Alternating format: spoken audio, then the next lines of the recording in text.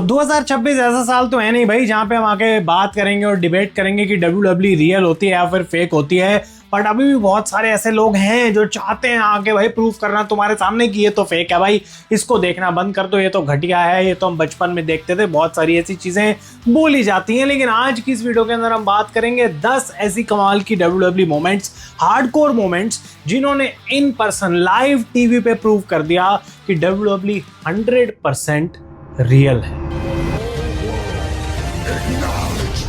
तो गाइस, मैं हूं आयुष और आप देख रहे हैं रेसल इंडिया।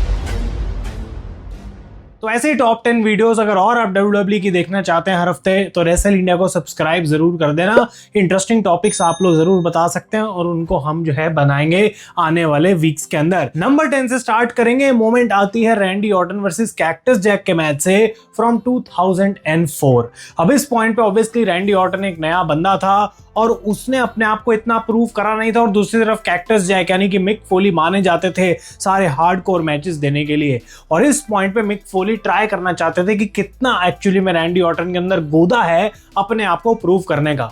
और इस पूरे मैच में रैंडी ऑर्टन एक टी शर्ट पहन के लड़ाई कर रहे थे, लेकिन एक ऐसी मोमेंट आती है जहां पे वो आरकेओ मिस कर देते हैं। उससे पहले ही उन्होंने अपनी टी शर्ट को निकाला था और वो सीधा जाके गिरते हैं थंब टैग्स पे।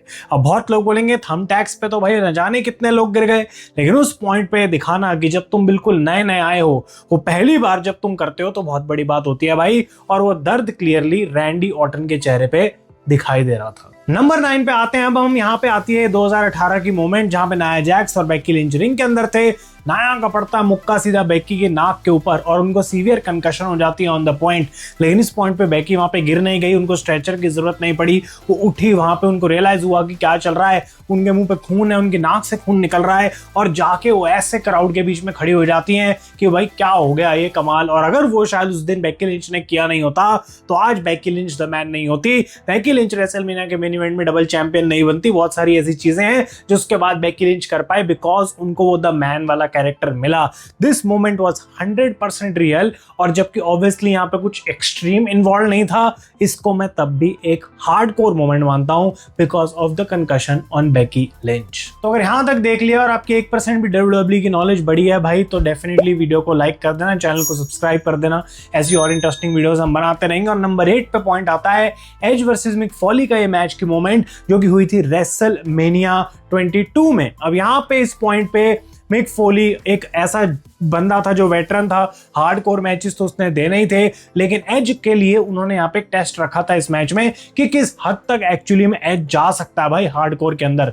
एक मूवमेंट हुई यहाँ पे जहाँ पे लीटा जो है वो फायर आउट कर देती हैं टेबल को आउटसाइड द रिंग, उस पर ऑब्वियसली वो केरोसिन या जो भी लगा के उस पर लाइट अप कर देती हैं पूरी टेबल को, और एज आते हैं भाई भागते हुए, मिक फोली को स्पीयर लगाते हैं थ्रू द रिंग, ऐसे उड़ते हुए आते हैं भाई कमाल के तरीके से, और ये फ्लेमिंग टेबल के थ्रू जो है वो सीधा कूद जाते हैं मिक फोली को लेके। और एज जबकि इस मैच को जीते, उन्होंने अपना वो वादा पूरा किया, मिक फोली को दिखाया कि मैं किस मिट्टी का बना हूं, बट इन रियल उनकी आर्म्स और बैक के ऊपर 2nd डिग्री बर्न्स हुए थे। डेफिनेटली वो फ्लेमिंग टेबल से उनको काफी चोट आई। नंबर 7 की ये मोमेंट आई डोंट थिंक कोई रेसलिंग फैन कभी भी भूल पाएगा because 2015 Monday night raw for the United states championship Seth fricking Rollins versus John Cena का मैच हो रहा था, और एक ऐसी मोमेंट आती है जहां पे सेथ रॉलिंस की नी डायरेक्टली जॉन सीना की नाक पे जाके लगती है, और उसी पॉइंट पे जॉन सीना की जो नोज है उसकी डायरेक्शन शिफ्ट होके उनकी नाक साइड में चली गई थी, और ये एक सीरियस इंजरी जॉन सीना को हुई उस मैच के अंदर।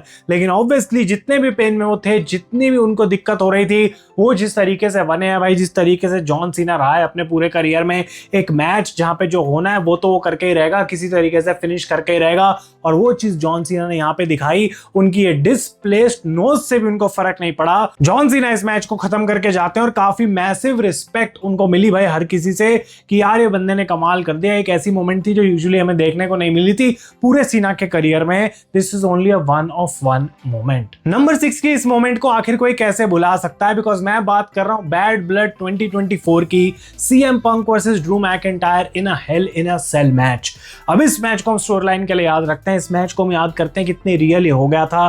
क्या कमाल था भाई ये, जिस तरीके से इसने मेन इवेंट किया था शो को, मजा आ गया था देख के। जिस तरीके से ड्रू मैकिंटायर रेंच लेके वो टॉर्चर कर रहे थे, वो पूरा टूल बॉक्स लेकर आ गए थे। लेकिन एक ऐसी मोमेंट है जो एक्चुअली में इतनी रियल है, इतना गंदा दर्द हुआ होगा ड्रू मैकिंटायर को, और इसको हार्डकोर मोमेंट में मैं डाल रहा हूं बिकॉज भाई ये बहुत मुश्किल है, इतना होता नहीं है डब्ल्यूडब्ल्यूई के अंदर।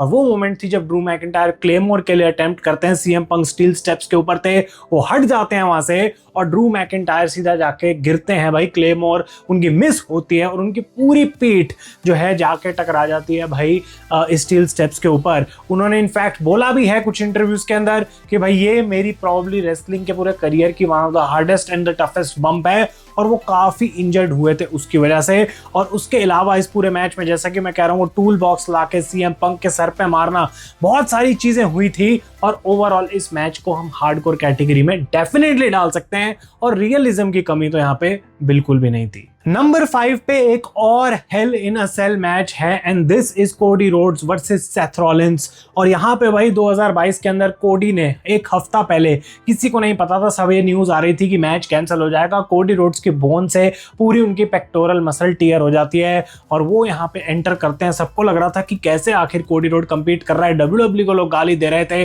और ये बंदा आके जैसे ही अपनी जैकेट रिवील करता है भाई, पूरा उसके पैक पे, चेस्ट पे डीप पर्पल हमें पूरा क्लॉट देखने को मिलता है। और यहाँ पे पता लगा कि कोडी रोड्स भाई व्हाट द हेल, किस मिट्टी का ये बंदा बना है जो कि इतनी गंदी इंजरी होने के बाद एक हेल इन अ सेल जैसा मैच दे रहा है। ना ही सिर्फ उसने मैच दिया बल्कि 24 मिनट का मास्टरपीस दिया अगेंस्ट सेथ रॉलिंस। और जितना क्रेडिट कोडी को जाता है यहाँ पे अपनी हार्डकोर दिखाने के लिए सारी चीजें, उतना ही सेथ रॉलिंस को जाता है जिस तरीके से उन्होंने इस पूरे मैच को चलाया। उन्होंने कोई कमी नहीं छोड़ी भाई, कैंडो स्टिक मारी कोडी की पैक के ऊपर, क्या क्या चीजें नहीं करी, स्टील चेयर से अटैक किया, और एंड में यहाँ पे कोडी रोड्स ने एक इंस्टेंट क्लासिक तो दिया ही। लेकिन डब्ल्यूडब्ल्यूई हिस्ट्री की मोमेंट में बहुत रेयर ही ऐसा होगा कि इतनी बड़ी इंजरी के साथ एक बंदा मैच में उतरा है, एक हेल इन अ सेल जैसे मैच में उतरा है, और उसमें 24 मिनट का क्लासिक देके गया है। नंबर 4 पे आते हैं द लेट ग्रेट एडी गरेरो का मैच अगेंस्ट जेबीएल, जो कि हमें देखने को मिला था जजमेंट डे 2004। ये डब्ल्यूडब्ल्यूई की हिस्ट्री में one of the most bloodiest matches माना जाता है, और बिल्कुल सही बात है, बिकॉज एक पॉइंट ऐसा आता है भाई जहां पे एक चेयर शॉट मारते हैं जेबीएल एडी गरेरो को, और उसके बाद एडी को ब्लेड करना था अपना खून निकालने के लिए, लेकिन गलती से उन्होंने अपनी एक आर्टरी को ही काट दिया भाई, और बुरा हाल हो गया था, इतना खून निकलने लग गया एडी गरेरो का कि उस पॉइंट पे भाई पूरी रिंग हर जगह लाल ही लाल दिख रहा था। और ये प्लान ऑब्वियसली नहीं था, ये कोई स्क्रिप्ट के अंदर नहीं था। और चीजें जब गलत हो जाती हैं, जब हार्डकोर बन जाती हैं, जब रियल हो जाती हैं, तब ट्रू टेस्ट होता है इन डब्ल्यूडब्ल्यूई सुपरस्टार्स का, और बिल्कुल वैसा यहाँ पे एडी गरेरो के साथ हुआ। आई डोंट नो, आज तक याद नहीं आता कि उतना खून बह जाने के बाद एक बंदा अपना मैच कैसे कंप्लीट कर सकता है। एडी गरेरो ने वो काम करके दिखाया था एट जजमेंट डे 2004। नंबर 3 पे आते हैं द टेक्सास रैटल स्नेक, और ये एक ऐसी मोमेंट है जो शायद ही आप लोगों को पता होगी, लेकिन भाई क्या खतरनाक मोमेंट थी ये। स्टोन कोल्ड का मैच हो रहा था ओवेन हार्ट के साथ एट 1997 समर स्लैम, और एक ये पाइल ड्राइवर के लिए जाते हैं बेसिकली, जो कि एक सिट आउट पाइल ड्राइवर था, और बॉच कर देते हैं ओवेन हार्ट उसको, और ऑस्टिन की जो गर्दन है, सर है, वो सीधा लगता है रिंग मैट के ऊपर। और ये एक ऐसी मोमेंट थी जहां पे उनको सिर्फ कंकशन ही नहीं हुई, उनका जो नेक से लेकर नीचे तक पूरी बॉडी है वो एक स्टैंडर्ड पैरालाइज मोड में चले गई थी वहां पे उस पॉइंट पे। और स्टोन कोल्ड स्टीव ऑस्टिन को ऑब्वियसली समझ नहीं आ रहा होगा भाई क्या करूं, मैं तो अपनी बॉडी को नहीं मूव कर पा रहा हूं, वो हिल भी नहीं पा रहे थे। लेकिन किसी तरीके से इस बंदे ने अपनी जान दिखाई, अपनी वो ग्रिट दिखाई जिसको हम कहते हैं एज अ टॉप स्टार की, मेरे को तो कुछ करके दिखाना ही पड़ेगा। स्टोन कोल्ड स्टीव ऑस्टिन ने अपनी हिम्मत करी और किसी तरीके से वो एक स्क्रैपी रोल अप से यहाँ पे ओवेन हार्ट को हरा के उस मैच को जीत जाते हैं। कि आप समझ सकते हैं कि भाई किसी की गर्दन टूट गई है, उसको पैरालिसिस जैसी वाइब आ रही है, उसकी बॉडी नहीं हिल पा रही है, but he still finishes the match. Stone cold Steve Austin जैसे बहुत कम ही लोग हैं जो ऐसी टाइप की लिस्ट में अपना नाम बनाते हैं। नंबर 2 पे आते हैं ब्रॉक लेसनर, और हार्डकोर मोमेंट्स की लिस्ट में ब्रॉक लेसनर ना हो ऐसा हो नहीं सकता। ये इंसिडेंट है इनका जैक बोवेन के साथ। ये एक डब्ल्यूडब्ल्यूई रेसलर है जो कुछ टाइम तक बन गया था फैन फेवरेट, बिकॉज एक टांग पे बंदा लड़ता था, काफी यूनिक था, तो उसकी वजह से लोग इसको बहुत पसंद करते थे। लेकिन भाई जब बारी ब्रॉक लेसनर की आती है तो उसको फर्क नहीं पड़ता, तुम्हारा हाथ कटा है, तुम्हारी टांग नहीं है, all due respect Jack going को ब्रॉक लेसनर कहते हैं भाई तेरा आज जो दिन है वो आखिरी दिन बना दूंगा WWE के अंदर। उनकी मम्मी जैक गोइन की बैठी हुई है रिंग साइड पे और इस बंदे ने जो मारा खून निकाला। In fact he didn't hold back, ring post के अंदर F5 लगा देते हैं जैक गोइन को ब्रॉक लेसनर। और ये बताया जाता है कि रियल में काफी इंजरीज आई थी जैक गोइन को। इनफैक्ट एक बैक स्टेज सेगमेंट के अंदर उसके बाद इसी स्टोरी लाइन में आई थिंक ब्रॉक लेसनर सीढ़ियों से भी नीचे फेंक देते हैं जैक गोइन को भाई, व्हील चेयर से। तो बहुत ही क्रेजी ये मोमेंट्स थी जो ब्रॉक लेसनर की तरफ से हमें देखने को मिली हैं और हार्डकोर शायद इसके लिए थोड़ी सी अंडरस्टेटमेंट ही है। और नंबर 1 पे फाइनली एक ऐसी मोमेंट आती है जो अगर आज की डेट में WWE में हो गई तो इसको बहुत बड़ी गलती मानेंगे, एक बड़ा ब्लंडर मानेंगे WWE की तरफ से। और ये था एलिमिनेशन चेंबर 2010 जब अंडरटेकर अपनी एंट्रेंस कर रहे थे। ऑब्वियसली डेड मैन है भाई, पायरो आएगा इधर से उधर से और रिंग के नीचे से जब पायरो निकल के आता है तो अंडरटेकर शायद अपनी पोजीशन को नहीं समझ पाए, वो अपना आराम से धीरे जा रहे थे और एक्चुअली में वो खुद उनके ऊपर जो है वो आग लग जाती है उनकी जैकेट के ऊपर और उनको 2nd डिग्री बर्न्स हो जाते हैं यहाँ पे उनकी चेस्ट से लेके नेक तक। इनफैक्ट एक ऐसा पॉइंट आ गया था जहां पे उनको अपना गियर निकालना पड़ा और अपने ऊपर पानी फेंकना पड़ा और वो ऑब्वियसली आप समझ सकते हैं कि अंडरटेकर के लिए कितनी डिसअपॉइंटमेंट होगी और उनको कितना एम्बैरेसिंग फील हो रहा होगा। लेकिन उसके अलावा उनको जो दर्द हो रहा होगा, जो आग में वो तड़पे हैं उस टाइम पे, उसके बाद भी ये बंदा जाता है और वो पूरा एलिमिनेशन चेंबर का मैच देता है पॉड के अंदर जाके खड़ा होके। तो भाई क्रेजी बातें हैं कि कैसे WWE सुपरस्टार्स इन हार्डकोर मोमेंट्स को चेस कर जाते हैं और 100% ये रेसलिंग उस समय पे हमें याद कराती है कि रियल है and that is why it is real. अगर आपको ऐसा लगता है कि मैंने कुछ मोमेंट्स मिस कर दिए तो मैं कमेंट्स में जरूर जानना चाहूंगा।